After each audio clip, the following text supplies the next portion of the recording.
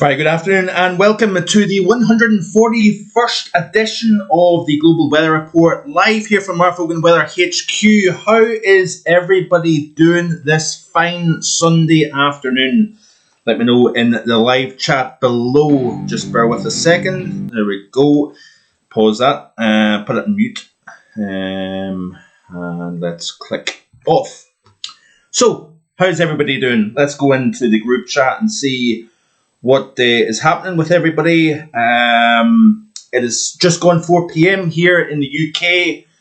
We continue to see high pressure dominate, and that is going to remain the case for the next several days, and then we will eventually start to see a change taking place. How abrupt that change will be, still open to question. We may see a bona fide area of low pressure bringing wind, rain, even some hill snow, believe it or not.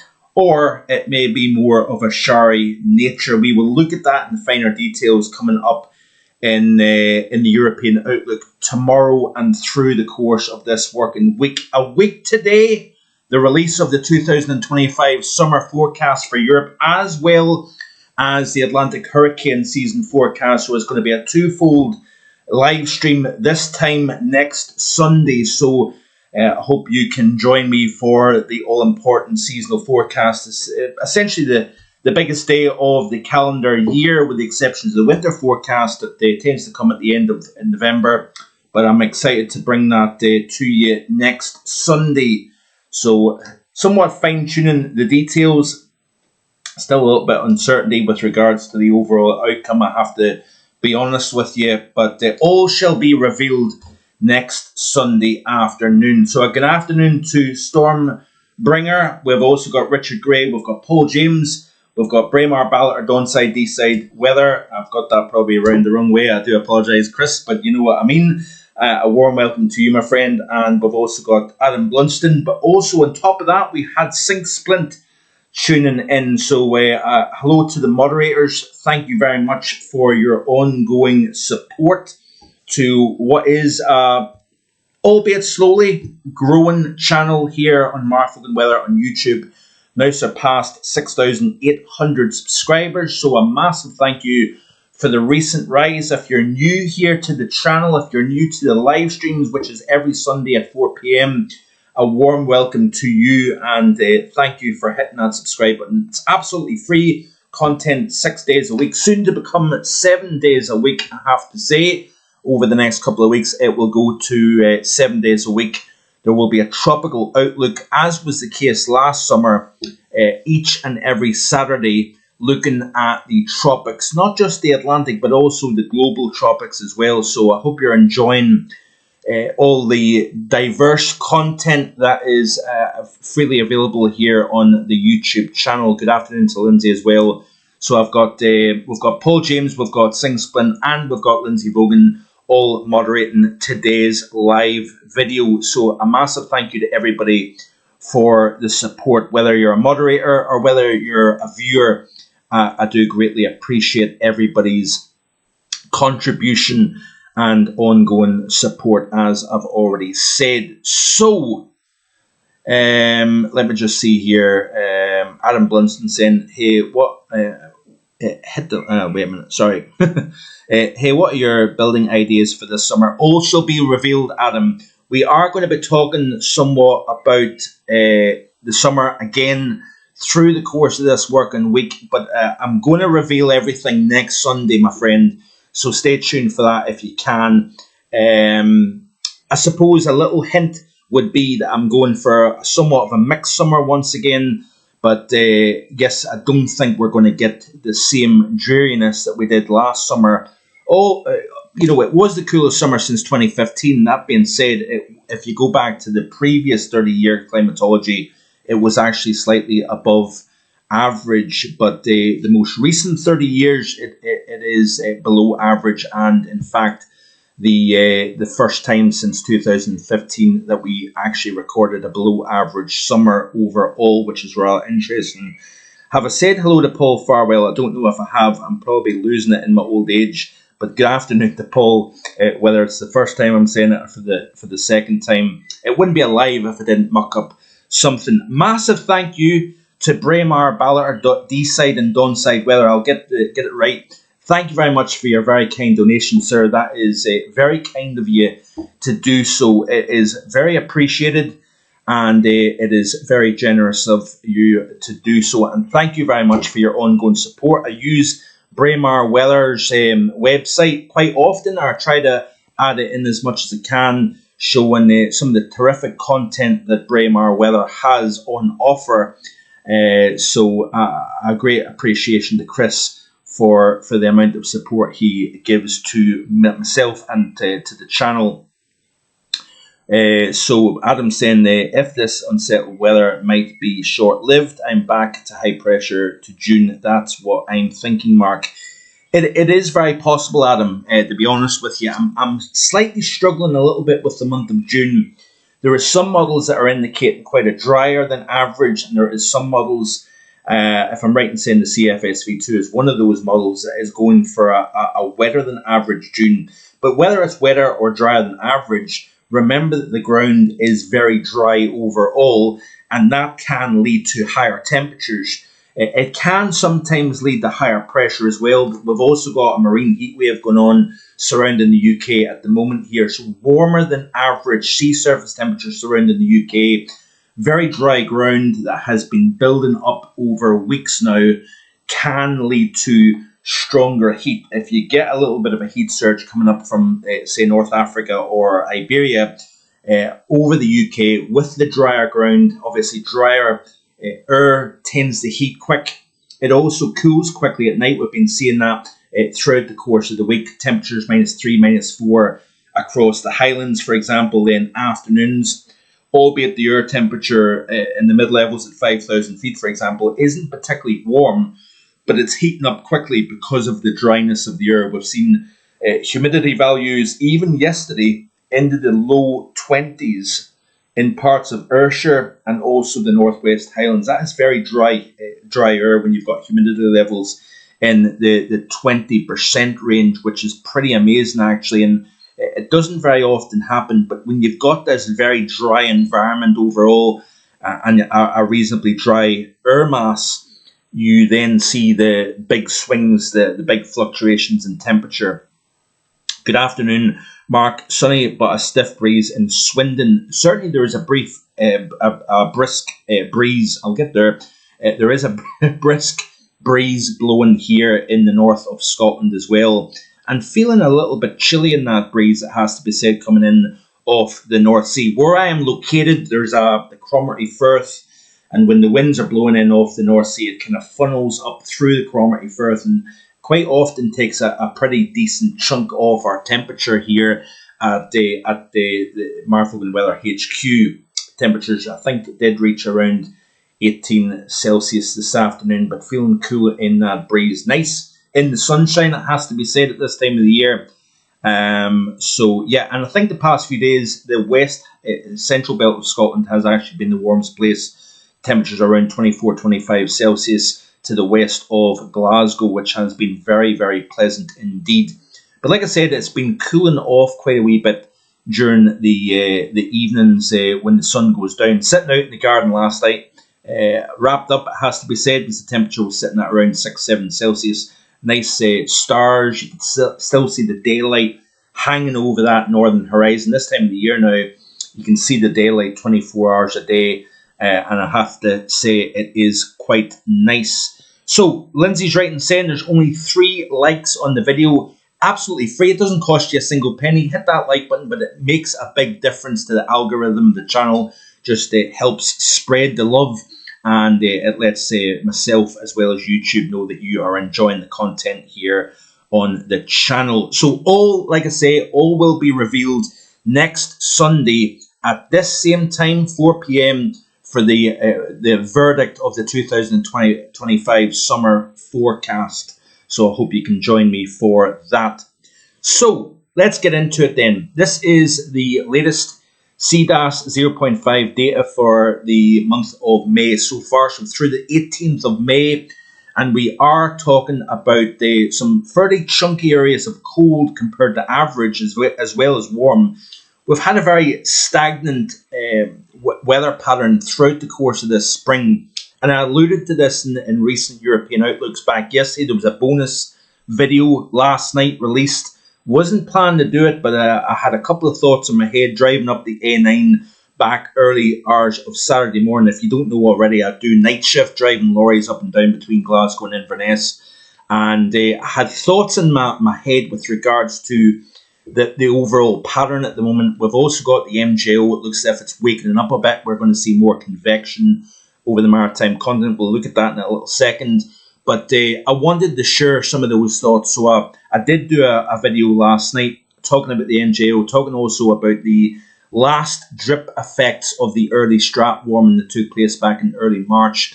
But you can see very clearly areas of firmly below average and above average. We've had this kind of stationary wave pattern across the northern hemisphere. So in other words, when I say stationary waves, I mean we've had troughs stuck in place, ridges stuck in place, and where you've had the ridges, we've had obviously the very dry spring. We are going to see changes taking place, and it looks as if we're going to see some outside force and give the atmosphere that little nudge to kick this stagnant pattern out of the way a little bit. So we're going to see the change taking place. We're going to see the jet stream become a little bit more activated as we progress through the upcoming work week, hence why we're going to see lower pressure and the return of rain towards the end of this working week. But where you've had the ridges, we've seen the dryness, but over Central Asia, we've seen remarkable heat. Temperatures into the upper 40s in Uzbekistan, Turkmenistan, Afghanistan. Remarkable heat in this part of the world. It's been locked in place due to this stationary wave pattern across the hemisphere. So we've had the block over the west of Europe. We've had the deep trough over Eastern Europe. Hence why we've got below average conditions. So let's look specifically at Europe. And you can see here the firmly below average. Look at the contrast between Western Europe, so UK, Ireland, France, Low Countries. Then you draw a line down the centre of Germany. You go actually below average. We've got slightly cooler than average across parts of northern Norway, Sweden, Finland. Very chilly compared to average Poland, into the Baltic region, into parts of Belarus, Ukraine, Western Russia, where we've actually been seeing snow all the way down in the mountains of northern Turkey remaining in place. And then once you go further east of that, you've got the ridge taking place. So we've had the ridge over Western Europe, the trough then over Eastern Europe. Go further east, you're back into a block and high pressure system that has been dragging heat out of the Arabian Peninsula, the Arabian Sea. That has been getting lifted northwards, and underneath that very strong area of high pressure over the West Central Asia region around Afghanistan, Uzbekistan, Azerbaijan. We've seen the heat here locked in place for weeks on end. So it's all interconnected. It's all connected, whether you're under the trough or under the ridge. You've been noticing how stable the pattern has been. That may be a consequence, by the way, of that early final stratospheric warming that took place in the month of March. We're also seeing a little bit more increased blocking into the far north of the hemisphere over the Arctic region. That may actually lead to something a little bit colder, by the way, towards the first week of June. We will look at that over the next couple of days. But you can see here Europe, cool east, warm west, moving over to the Asian continent here. And there's that heat dome across the West Central Asia region. Firmly below average, actually, across India, where we have seen the early onset of the 2025 monsoon season. The southwest monsoon is now starting to build. We're seeing that into the far south of the subcontinent, into Sri Lanka.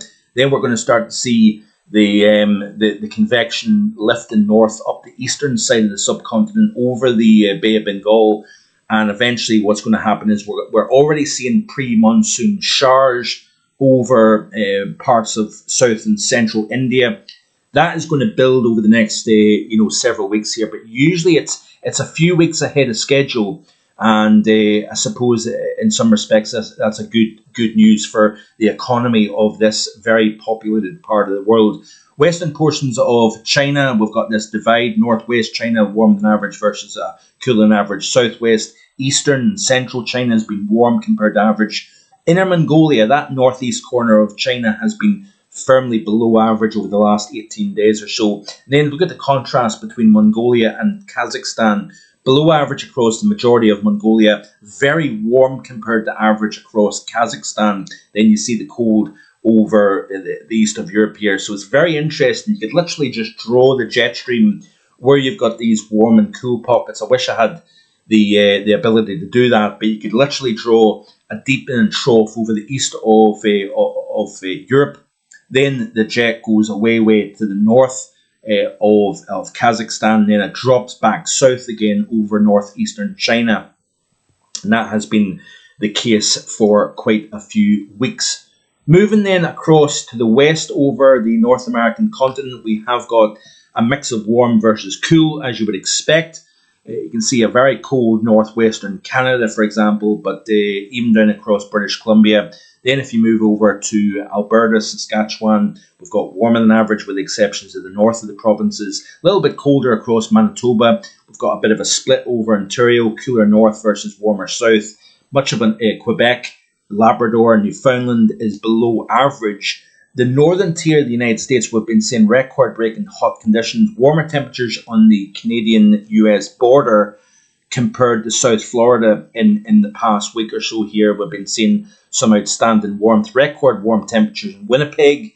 Then a couple of days later, we're seeing snow and record cold temperatures. So these big fluctuations back and forth continues to be the case. And then moving down across South America, this is how the temperatures are looking here. Largely warmer than average with the exceptions of Venezuela, Colombia. You can see here leaning more towards cooler than average, but the majority of Brazil, Argentina is warmer than average, as you can see here. Moving across to the African continent then, and you can see that we've got this mix of warm and cool. Morocco, the majority of Morocco is cooler than average. Large swathes of Algeria, Tunisia, Libya, and northern portions of Egypt is warmer than average. Then you've got the southern half of the Sahara that's actually below average across the continent. Then to the south of the equator, it's looking more cooler than average as opposed to warmer than average. So anyway, back to the live chat. Adam's saying, I think this summer is a lot more different than last year. Could be a hot spells at times. I think July could be the hottest, I think. Paul Farwell saying, are we located just north of Marl? We are located just north of Marlborough, sorry, Paul. Downs and just south of the Cotswolds. Beautiful part of the world, by the way. I've been down there a few times. We tend to catch the winds due to the topography. Yeah, local tomorrow. It's the same here, actually. When you're sheltered from the Cairngorms, you get a southeasterly wind. We're actually quite well protected where I am located, just to the north of Inverness here. Very much dependent on where the wind's blowing. Temperature, even rainfall, is very greatly affected by the local topography of this area. Very interesting part of the world, actually, has to be said, in terms of weather and meteorology. Paul James saying, so much cooler than average in Africa. Interesting. Yeah, it certainly is, Paul, that there's quite a large chunks of below average. Even when you pan back out to the hemisphere view, you can see big chunks of below average, and usually these cooler than average, certainly in the last 12 or so months, you kind of tend to find as the month progresses, you kind of wash out these cold areas, but there's been quite a lot of cool showing up, even up towards the northern end of North America. We've got it across parts of the lower 48 as well. But this chunk of below average across Central and Eastern Europe is quite interesting. We've also got the same across East Asia. We've got this below average as well. So again, very indicative of this standing wave pattern here, this stagnant setup here that's been highly blocked. Unusually cool air being trapped underneath these troughs, and the ridges are essentially locking these cold pools in place It's going to be interesting to see what happens, by the way, as we move towards the final week of May. Now, this is looking at the velocity potential anomaly here, trying to not be too technical on these live streams. That's kind of more reserved for the European outlooks during the course of the week. But looking at the Mann-Julian oscillation, now this is actually an outdated view here. Let's go to the very latest run. This is off the GFS operational, by the way. You can see here the 6Z run. And if you go back to about, the 16th of May, which was back on Friday, you notice that we don't have quite as much prominence in terms of subsidence versus rising motion. So obviously the greens represent rising, the oranges represent sinking within the atmosphere in the upper levels at 200 millibars. Now, if you look at this and play through this model, this is why I think we may have this tropical forcing that gives the atmosphere within the northern hemisphere a bit of a nudge, a bit of a kick. And that is what quite often happens when you've got these prolonged spells of blocking this kind of stagnant pattern. It needs something to give it a kick and recast the atmosphere, so to speak. And I think this MJO building over the eastern hemisphere may be quite important in terms of what type of start we see during the course of the summer season. We'll look at this a little bit more in detail over the next several days, and obviously next week we're going to look at that with the summer forecast. But look at how much prominence there is. Eastern hemisphere, we've got the large scale rising motion. We've got in the western hemisphere a lot of sinking motion within the atmosphere, and that could be quite important in terms of giving that atmospheric kick that we need. We are seeing the jet becoming a little bit more activated, and as is often the case, I do videos and I always forget something important. Now, I know Richard Trott has often said to me, write things down. Even when I do write things down, I still manage to forget it. But look at this here, right? We've got back to the around about the 20th. Let's go back a little bit further then and see how amplified this jet is. Look at the mess across the North Atlantic and Europe here. We've got one piece going south, one piece going north. We've got little vortices in the 500 millibar or even higher level where you've got these little spins within the atmosphere. So there's nothing really giving the atmosphere that kind of shove to get things kicking out of the way. What we've been doing is we've been seeing this kind of this wave break going on over the Atlantic, and that's been actually forcing the high to strengthen constantly over the Eastern Atlantic and Western Europe. So this high has been so dominant. Well, what we've been seeing is the energy coming off North America, dropping into a trough and just kind of remaining stuck. It's been pumping the high further west over Europe here, further east over Europe. And that's been ongoing throughout the course of this spring, this kind of wave break that's been pumping the high and keeping things so settled across the UK. What we've been seeing is undercutting the jet, undercutting the ridge, and then forcing a lot of unsettled conditions into Spain and Portugal. That's why we've been seeing 200-300 millimeters of rainfall in parts of South Spain, while we've seen literally nothing in parts of Eastern England and Scotland. We've been seeing just a remarkable pattern. Massive thank you to Lindsay for a kind donation, $1.99. I do greatly appreciate that. Thank you, Lindsay, for that. Let me just see here. So yeah, like I said, the jet stream is quite buckled at the moment. Let's have a look at the Northern Hemisphere view, because this gives you a better viewpoint. And then we will look at other global things, because it isn't a European outlook. So I'm trying to kind of spread out a wee bit and talk about the global picture. Look at how wacky the jet stream is. Look at all these different little areas of circulation within the upper atmosphere. You've got the circulation at the 1033 millibar high over Iceland. We've seen a very warm temperature, nearly 27 Celsius on the east coast of Iceland back the other week. Incredible stuff. So you've got you've got a trough over the North Atlantic. You've got a ridge over the northeast Atlantic, and the UK kind of remains stuck between the high to the north over Iceland and the low down to the northwest of Iberia. But a very complex, blocky nature to this North Atlantic pattern. Now, as we play through this loop, watch what happens. We start to see, and this could be the forcing going on within the maritime continent, the MJO becoming more activated. Play through this loop, and you notice here that we start to lose that kind of blockiness, and we get much more of an active feed of Atlantic jet stream winds. Let me just kind of go back a little bit here and zoom out because it's easier to see. But you can see here the jet becoming more flat, lower pressure to the north, higher pressure then regrouping down towards the subtropics. And this is possibly the forcing going on with what's going on. So look at this here. We've not seen this in ages. This strong branch of the jet exiting North America and then crossing the Atlantic. And by the time we reach this is Tuesday the 27th, we've actually got a 978 millibar low between Scotland and Iceland, compared to what we've seen for weeks now, where we've had high pressure where that low is going to be positioned towards next Tuesday.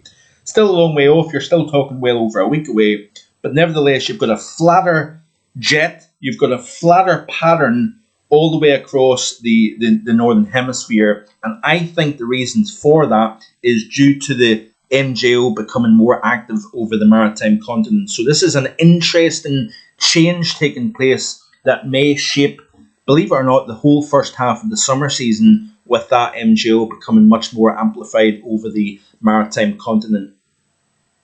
So that's that more active Atlantic jet becoming more established this upcoming work week. We're going to see the return of wet and windy conditions and cooler and more unsettled as well. So yes, we know that is coming. It has been advertised for quite some time. This is an interesting tweet here that was originally from Ben Knoll, but this is I shared this on Facebook, and it shows the areas of intense heat across the planet. And we've got a lot of heat across the southern half of the United States, parts of eastern Canada, not surprisingly across equatorial and North Africa, for example, this time of the year. That extends into the Arabian Peninsula, the Middle East, Iran, into that central region of Asia. So this is over the 10 days ending the 24th of May, by the way. So this is a couple of days old. This was back on the 15th of May.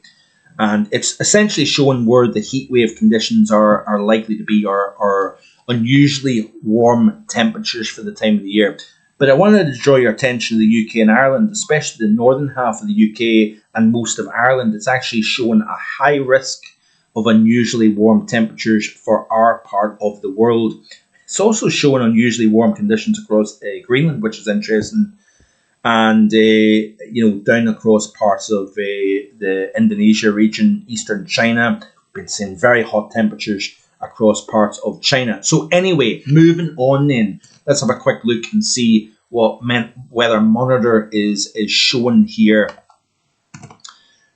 So bear with a little second, and let's see some of the posts that have been shown up here. So lots of flooding across many parts of the world, as is often the case. This was Guangdong in China. Deadly landslide caused by heavy rainfall. We will talk about the severe weather across the United States in a little while.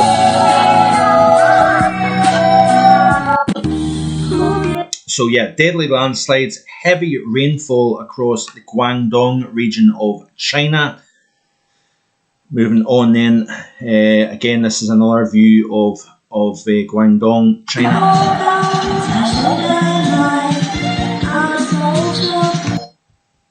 So that's that. Let's just see here. So this was actually a place, Salto in Uruguay. Again, very, very heavy rainfall causing major flooding. According to this tweet here, according to the official information, a total of 4,000 people have been evacuated in Salto due to ongoing flooding. This figure includes both those relocated official evacuation centres and individuals who have self-evacuated. But you can see here, this city, Salto, Uruguay, is essentially underwater due to very heavy rainfall in the area. We'll just see here what else. This was in Ghana in Africa this morning. That's 5 hours ago. So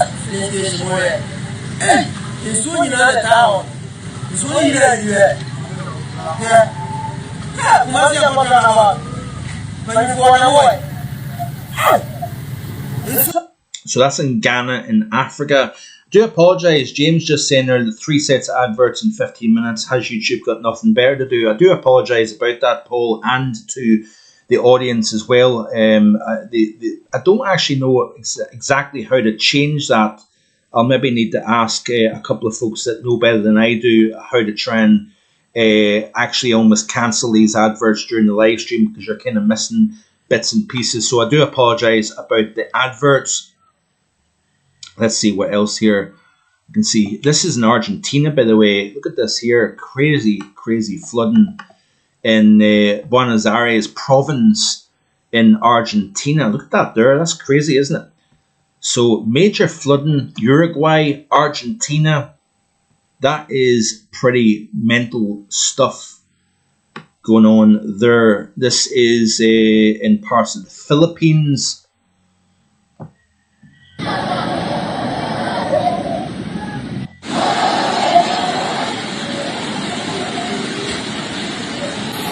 So obviously, with the building of convection over the maritime continent between Australia and Southeast Asia, we are going to increase the chance of flooding across parts of Malaysia, Singapore, Thailand, Cambodia, Laos, Vietnam. When you've got that darker green showing up in this part of the world, there is going to be an increased chance of seeing flash floods in association with tropical rains. This is Bangalore in India.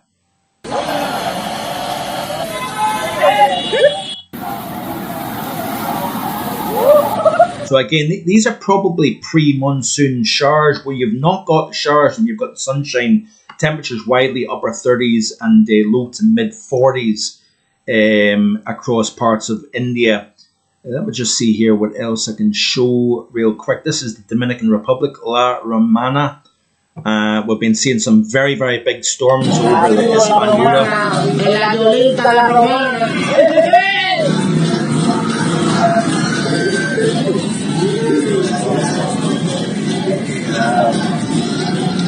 Yeah, it's the mid-rolls ones that annoy you, end up missing sections of the live stream.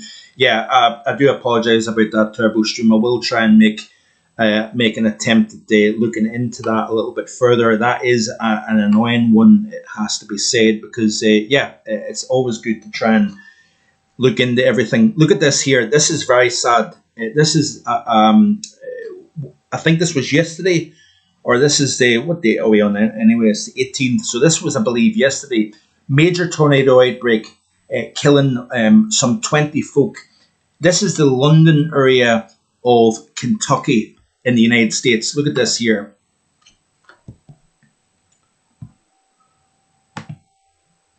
So yeah, very, very, very serious situation here. I'm going to play a video off YouTube in just a second from Fox Weather talking about in fact, I'll go on to that now and show you this video. And there's a motorbike going on in the park next door, and it's actually quite annoying. It's slightly off-putting, I must be honest. You don't often get that in the park next to the house, but lo and behold, that is what we are getting at the moment. Must have knew Mark's going to do a live stream. Let's do something to annoy him. Bear with a second. Sorry about this. Real quick. There we go.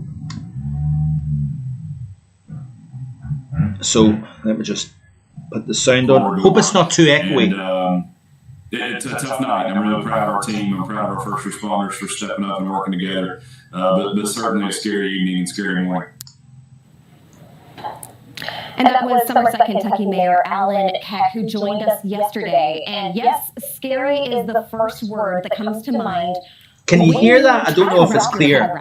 So Friday night was the stuff of nightmares for people in Somerset and London, Kentucky. This tornado hit Somerset around 10 p.m. Friday night. Now, there is another view of the tornado. We'll slow it down for you so that you can see it. Just look at the funnel lit up by the lightning and the power flashes. Just a scary sight to see. Yeah, my goodness gracious. And of course, kind of as after going through the heart of Somerset, Kentucky, that tornado headed straight for London and Laurel County. And we knew right away that the damage kind of was going to be absolutely devastating.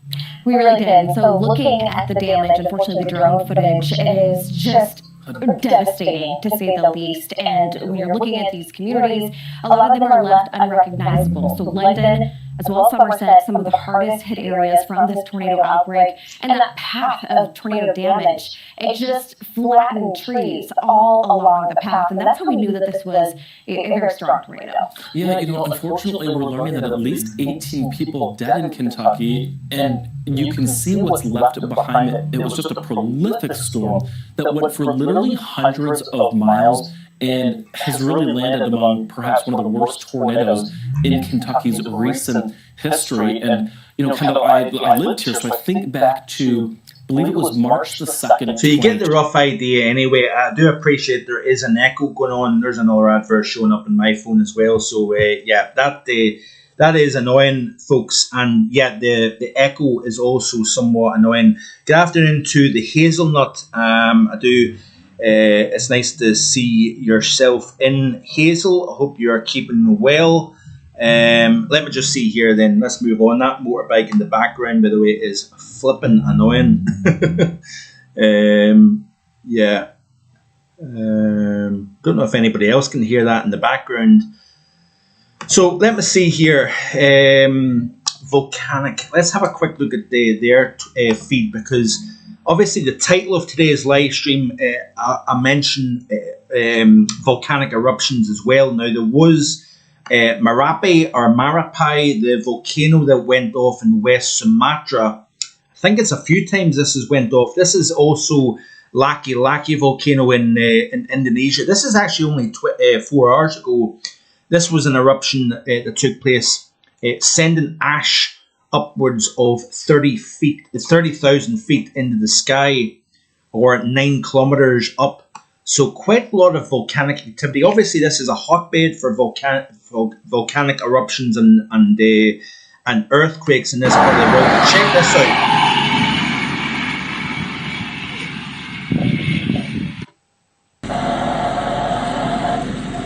So big time eruptions going off in parts of Indonesia, Sumatra. Let me just see here if there's any other ones to show. So this is in Pakistan. Strong winds and storms hit Peshawar, Pakistan, injuring several people as trees and signboards toppled across the city. So this was the scene in Peshawar in Pakistan.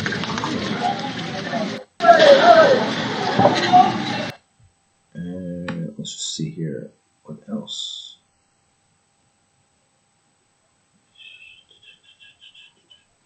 So that is the Luotobi Laki volcano in Indonesia. Let me see if there was the one in West Sumatra. I think it's Marapi or Marapi. Looks as if, this is a tweet here 5 hours ago. 45 years ago today, Mount St. Helens erupted. Yeah, ash was falling in the streets of New York City when that thing blew back. Incredible to think it's 45 years ago. I wasn't quite born at that stage, so I didn't experience that from the TV screens or anything. Flash flooding in La Romana, Dominican Republic. So Volcanic and Weather Monitor are two very similar channels. This is Marapi in West Sumatra. So this was yesterday, I think. And we've been seeing ongoing eruptions with this volcano in West Sumatra. Wow. Let's see if there's any better footage of this.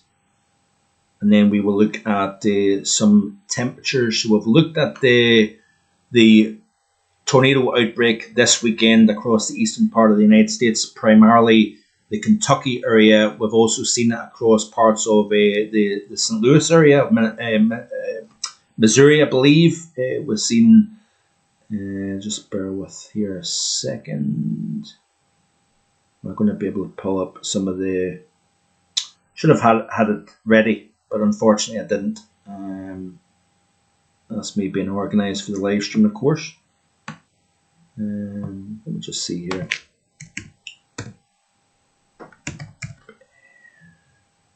Is that the right spelling? If it isn't, I'll just move on. Yep. Check this out.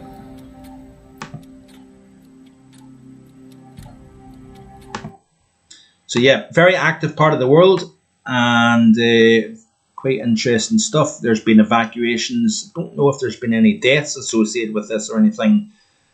It's obviously quite a common thing in this part of the world. That was back 2 or 3 days ago when it first kind of blew in this kind of latest series of eruptions. So anyway, yep, that's it. Let's move on then. Let's have a look at Thierry Goose's Twitter handle, and then we shall round up there. The time is just after 20 to 5 on this sunny Sunday afternoon. So let me see here. What else was showing? Paul Farwell says, was in my last year at school when Mount St. Helens erupted in 1980. We've also got Paul James saying that just 22 likes. So yeah, hit that like button. There is currently 29 people viewing this video. So before you leave the live stream, I would greatly appreciate it if you could hit the like button. As always, it lets myself and YouTube know that you're enjoying the content here on this channel. I hope you are enjoying the live streams. A very special one this time next Sunday, the release of the 2025 Atlantic hurricane season and the European summer forecast as well. So yeah, I hope you can join me next week for that. Manitoba, big extremes between heat and snow in 5 days. This is from Thierry. Winnipeg, high of 37 Celsius, a May record at the airport, second highest in the city since 1872. Then, so that was the 13th of May. We had the 37, so essentially just shy of 100 degrees Fahrenheit. Back on then on the 17th of May, a high of only 6.1 was the maximum, with snow in the morning time. So that's incredible stuff. Very hot. Then cold and snow. Emerson, a high of 37.8 or 35.8, minimum of 20.7, and then a maximum of only 5.5 back 6 days after that. So a high of 37, 38 degrees Celsius with a minimum of 20.7, so essentially 70 degrees Fahrenheit for a minimum. Then on the 17th, it was only 5 degrees and there was snow either falling. I don't think there was any snow on the ground. So big swings and extremes in the state of Manitoba in Canada. Very, very hot conditions. A new all-time record for Iceland. We had temperatures as high as, now this was yesterday, I believe, we had a 26.4 at one location in eastern Iceland. That was 0.2 from the May national record, set in the same place 2 days previous. I think it was 26.6 was set back during last week. That's a new Iceland record for the month of May. So even yesterday, we still continued to see unusually hot temperatures in Iceland. Moving on then, down into Central Asia. Remember I was talking about this block pattern. The same setup that's delivering the dry conditions here ongoing is delivering a hot heat wave conditions across Central Asia. Kyrgyzstan, I think is how you pronounce that, 39.8 is a May record nationally. Russia as high as temperatures close to 40 Celsius. Israel 45.5. Egypt 47.1 Celsius. We've been seeing incredible heat ongoing in parts of Saudi Arabia, the Emirates and Oman, Yemen as well. Just outrageous heat in this part of the world, locked in place due to this locked northern hemisphere pattern. But I think there is an element of this MJO becoming more active is going to just kind of give everything that kick that it needs. So should start to see the heat easing in parts of the world where we'll start to replenish the soils a little bit late this week across Western Europe. So there is going to be some sort of progress from an atmosphere point of view as we progress through the course of this week as the jet over the Atlantic becomes a little bit more active.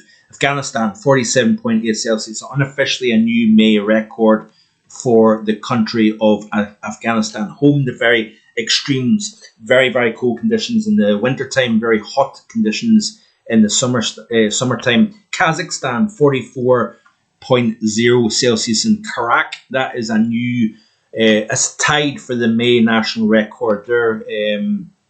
Pakistan, no surprise here at this time of the year. Northwest India, around the Thar Desert of Northwest India and Pakistan, we get the hottest weather just before the monsoon as it's building over the Arabian Sea and over the Bay of Bengal. We're going to start to see the storm clouds building here, but before those clouds reach the north of the subcontinent, we've got temperatures knocking the door of 50 Celsius. That is normal. That happens at this time of the year. So we've got this ongoing heat across parts of West Central Asia. Let's see here. We've been seeing temperatures into the 40s in China. We may even see a 45 Celsius in parts of China in the next week or so here. So this was that record back a few days ago, 26.6 Celsius, setting a new May record for Iceland. Again, like I say, temperatures into the mid to high 40s across West Central Asia. Let me just see if there's anything else that can be shown. Some very warm temperatures across parts of Canada. Yeah, I think that is about it, folks. Also, an interesting one here. This was Goose Bay in Newfoundland. A new all-time May snow record was achieved, and it surpassed a record set in June 20th, 29th, 1980 for 39.4 centimetres of snow fallen in Goose Bay, Newfoundland. So that's an all-time record for May. Yeah, all-time record for May. So snow, look at that image there. Amazing drifts in that part of far eastern Canada. So we're talking about heat, we're talking about some snow. We've been seeing some snow across parts of high elevations of Central and Eastern Europe, for example. So let's celebrate there. So yeah, massive thank you to Lindsay again, showing your support. Let me just see here what else I can see. Let me see here. Lindsay's doing a bit of multitasking. I think she's putting the Sunday roast on for a little later on. We're looking forward to a gammon for our roast dinner tonight. What else, before I close off, what else, is anybody else having a nice Sunday roast for dinner tonight? Let me know in the live chat and we will round things up there. I hope you're enjoying these live streams each and every Sunday, looking at all things global. Next week, it's going to be all about the European summer forecast and the 2025 Atlantic hurricane season forecast as well. So I'm going to be excited to release that next Sunday. I hope you can join me for that. I will leave a link throughout the course of this upcoming week for that live stream next Sunday afternoon. The all-important release of the summer forecast. All shall be revealed. I was going to say relieved.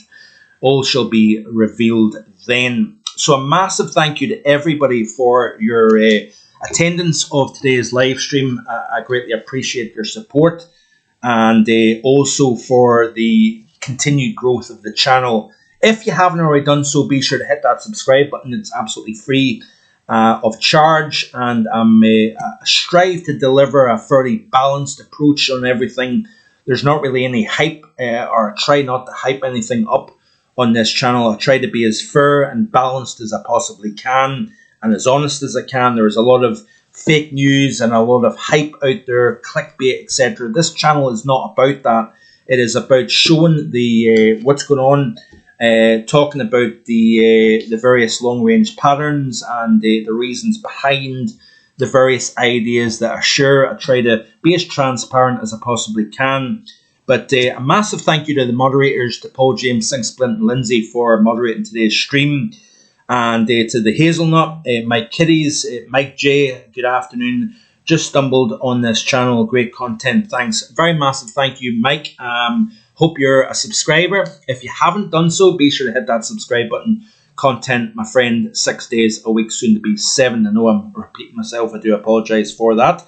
So a massive thank you to Paul James, to Turbo Stream, to Braemar, Ballard, D-Side, Donside Weather. Thank you very much, Chris, for your kind donation. It is greatly appreciated, my friend. Let me see here, to Lindsay, to Sync, let's see, the Hazelnut, Adam Blunston, good afternoon, and thank you, my friend, for tuning in. Who else is there? Thank you to Lindsay as well for the kind donations. Paul Farwell, Adam, just trying to see, I don't want to miss anybody out, giving them a shout. Richard Gray and the Stormbringer as well for tuning in at the beginning. So yes, let's round things up. Hope you enjoy the rest of your Sunday. Enjoy your dinner later. Rest of Sunday afternoon, everyone. Anybody mention who's having what for dinner? Don't think there is, so I will round things up there then. Enjoy the rest of your Sunday. Enjoy the rest of your weekend. And I'll be back again tomorrow with a European outlook. So stay tuned for that. Lots to come this upcoming week. Bye-bye.